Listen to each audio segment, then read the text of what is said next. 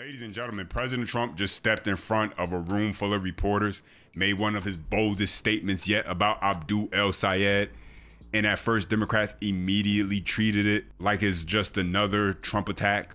But here's the problem. Trump is not the only one raising red flags. Democrats themselves have been worried about whether El-Sayed's far-left politics can actually survive a statewide general election. Now Trump has personally backed Mike Rogers. Democrats have nominated Abdul El-Sayed, and Michigan is becoming a real-time test of Trump's entire argument that the Democratic Party has moved too far to the left for the voters.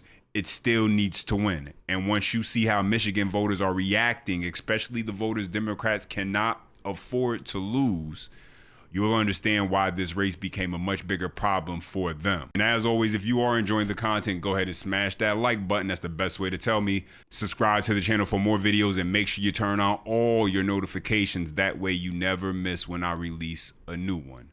Let's get right into it. They're putting forward making life easier for Well, the one thing is we have jihadists being elected all over the place. We have this, whether it's communism, jihadism. It's a friend of mine called up. He said, you know, really, you should use the word jihadist because that's what's happening. And I'm not sure that anybody, if you take a look at what happens in other countries, I think that's not going to be necessarily the way we want to live. And so just like that, ladies and gentlemen, President Trump, never one to mince words, comes right out and tells you exactly how he views the Senate candidate for the Democrat Party, Abdul El-Sayed. Meanwhile, you have voters, Democrat voters in Michigan are jumping ship saying they will not vote for Abdul El-Sayed. Take a listen. Sayed wins, I will not vote Democrat. I'll switch over, and I'll vote for a candidate with character, whoever that might be. Trump. Before you speak to all the Republicans and independents, you might want to speak to the black voters in Detroit. They're none too pleased with Abdul El-Sayed. They're interested in Mike Rogers. I think that's the biggest weakness in these socialist candidates. The Democratic coalition depends on black voters, and they're not there on It's a fair point. We're going to have Democratic unification occurring, and I hope President Obama will get out there and others, and I think we'll be all right. Yeah, and so the biggest problem for Democrats is not Republicans rejecting Abdul El-Sayed. They were not going to vote for him to begin with. Their problem is longtime Democrats actually considering and saying they won't even vote for their own nominee. And when you listen to the Democrats' response to how they will handle black voters, which is basically, we'll get Barack Obama, he'll come out, he'll tell the black vote to vote for Sayed and ignore basically everything that he stands for, that should be good enough. That right there tells you everything you need to know. And so the argument that Trump has been making, that Democrats have moved so far to the left that now they are alienating their longtime traditional Democrat voters, this is very much in play and true. And Mike Rogers doesn't need to convert every Democrat into a Republican. He just needs some voters to choose to not participate because they will not get behind someone like Abdul El-Sayed, while others choose that they refuse to let someone like a Sayed actually win this election. And so they vote for Mike Rogers. And in a close state like Michigan, that's all it takes to flip that seat. In Senate, Rogers versus El-Sayed. Look at this, a new Fox News poll. Rogers is actually up by 4 points. He's up by 4 points. It's close, but a Republican is ahead in Michigan. And why? Why? What is going on? Look among independents. Rogers actually leads by 5. This is extremely unusual because across the political map, as I was looking at these different Fox News polls, I couldn't find another example where the Republican was actually leading among independents. And it turns out that candidate quality may in fact matter, at least in terms of how voters see it, because in this same poll, the Democratic candidate for governor was ahead. So this is unique to the Senate race, and it is quite a troubling result for Democrats and quite a heartening one for Republicans. So do you have a sense then, Harry, of what it is that is contributing to the struggles, right, that Abdul El-Sayed is? Is it that Rogers is a stronger candidate, or is it that El-Sayed has more issues for voters to deal with? It is all about Abdul El-Sayed. He is a weak candidate, at least by the metrics that we normally look at. Yeah, and so right now Sayed is down, not because of how Republicans see him, but because of how his own base, how Democrat voters, moderate voters, how they see him. They do not see him as electable. They do not see him as a candidate that they can trust and that's someone they actually want to get behind.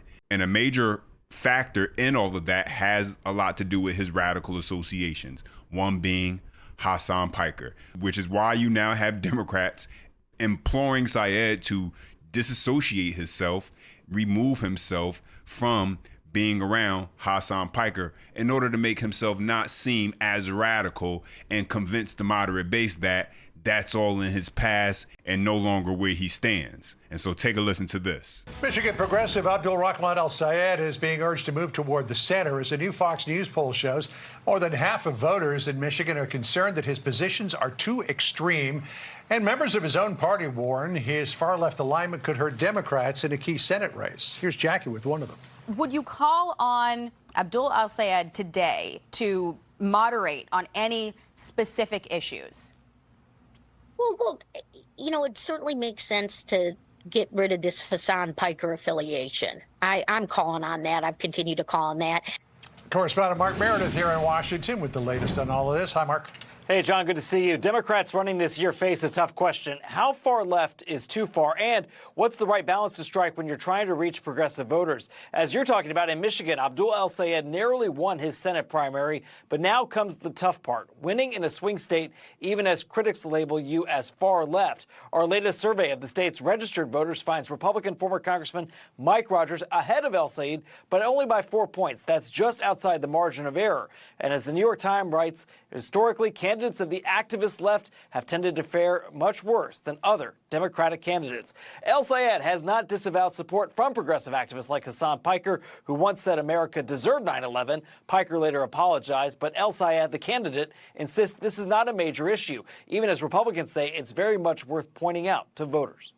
You are who you hang with, and that's exactly who Hassan Piker is. He doesn't hide who he is. He doubles down. And al-Sayed associates with him. Yeah, so let's break this down. One of the main reasons why Sayed was able to win the Democrat primary is going to end up being one of the main reasons why he ends up losing the general election. Because while that association with Hassan Piker played in his favor because of how weak the Democrat Party is and the far left has been able to take advantage of that to the point where a candidate like Sayed can win, that now in a general election becomes a disadvantage. One very much so where moderates are turned off from it, and it is adequate ammo for the Republican Party to be able to use to show just how radical this guy really is. And if that wasn't enough already, you also have his sister who wants to abolish the United States as a nation, ladies and gentlemen. And so listen to this. She wants to do away with the economy and eradicate with money completely. Take a listen. This is Iman Abdelhazi. I am an assistant professor at the University of Chicago, and I co-wrote a novel called Everything for Everyone, an oral history of the New York Commune, 2052 to 2072. One of the sort of theories of the book is that we can live in a society of abundance without the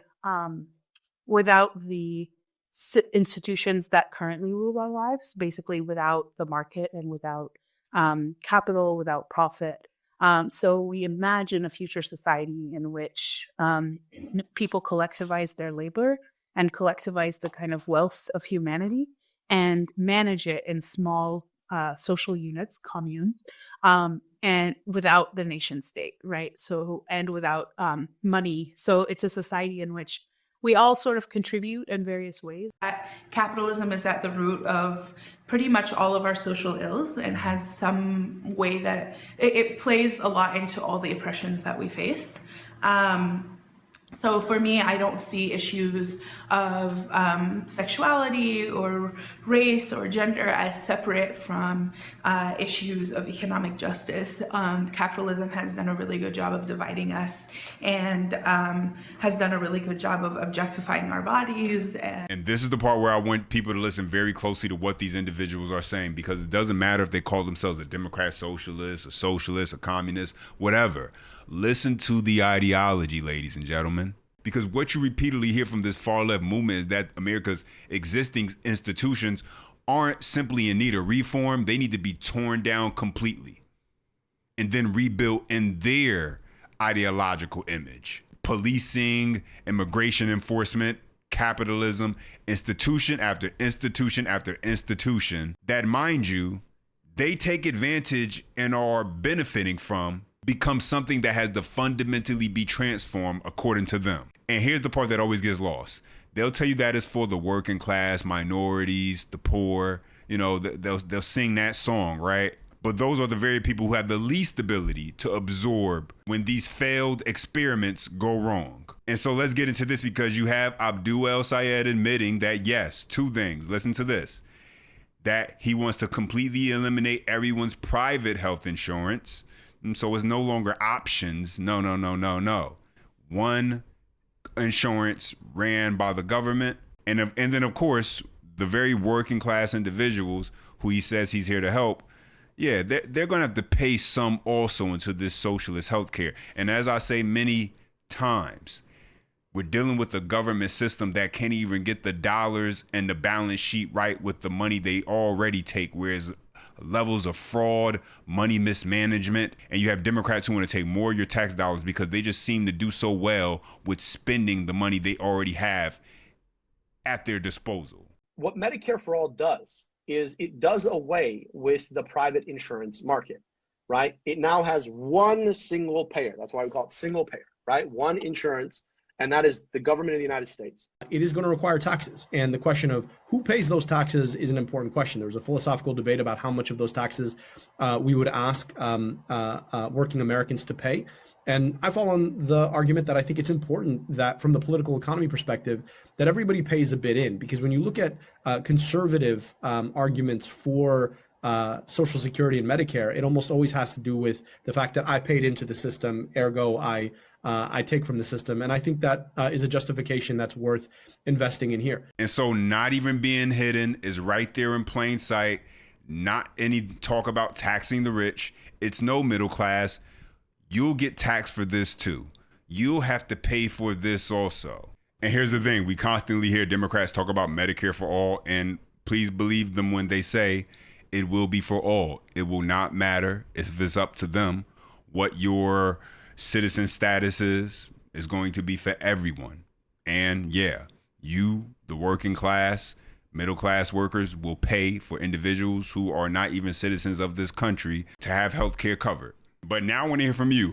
What do you think about this Michigan Senate race, and how will it end? Let me know your thoughts down below. I appreciate when you guys take the time to chime in. Don't forget, you enjoy the content, smash that thumbs up button for more, subscribe to the channel. And as always, until next time.